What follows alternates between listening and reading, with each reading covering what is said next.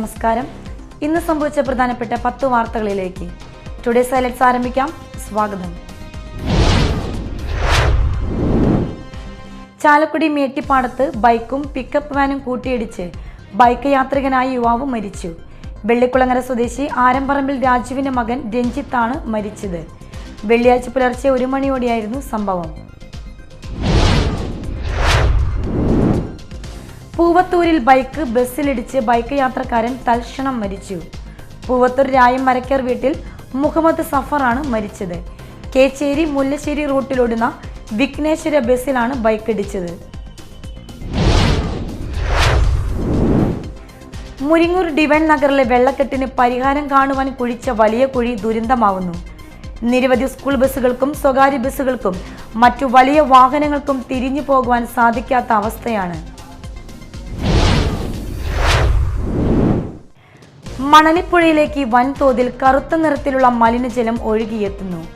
നെന്മണിക്കര മണലി മടവാക്കര റോഡിലെ കാച്ചക്കടവിലാണ് മലിനജലം എത്തുന്നത്. ശുചിമുറി മാലിന്യം അടക്കമുള്ള മാലിന്യം ഒഴുകിയെത്തുന്നതായി നാട്ടുകാർ പറയുന്നു.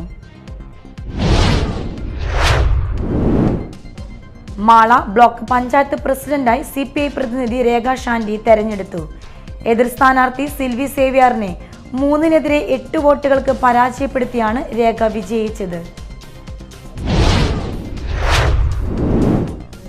അതിരപ്പിള്ളിയിൽ കിണറ്റിൽ വീണ പുലിയെ വനപാലകർ രക്ഷപ്പെടുത്തി.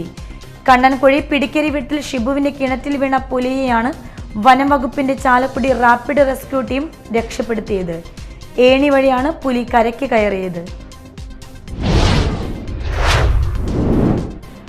പൊയ്യപ്പൂപ്പത്തി ക്ഷീരോത്പാദക സഹകരണ സംഘത്തിൽ മിൽക്ക് ATM പ്രവർത്തന സജ്ജമായി. VR സുനിൽകുമാർ MLA ഉദ്ഘാടനം ചെയ്തു. ക്ഷീരസംഘം പ്രസിഡന്റ് PS രാജീവ് അധ്യക്ഷത വഹിച്ചു.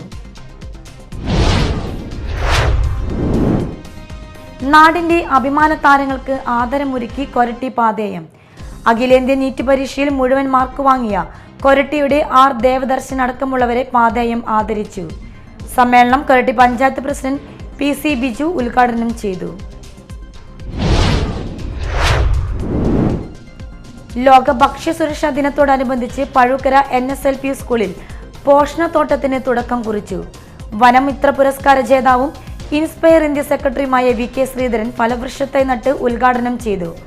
ഔഷധ സസ്യങ്ങളുടെ പ്രദർശനവും ഉണ്ടായിരുന്നു. പീച്ചി വെറ്റിലപ്പാറയിൽ KFRI ക്വാർട്ടേഴ്സ് വളപ്പിലെ വൻമരങ്ങൾ കടപുഴകി വീണു. പുലർച്ചെയോടെയാണ് മരം കടപുഴകിയത്. മരം വീണതോടെ പീച്ചി ഡംപ് റൂട്ടിലുള്ള ഗതാഗതം തടസ്സപ്പെട്ടു. അഗ്നിരക്ഷാസേനയുടെ നേതൃത്വത്തിൽ മരം മുറിച്ചുമാറ്റി ഗതാഗതം പുനഃസ്ഥാപിച്ചു.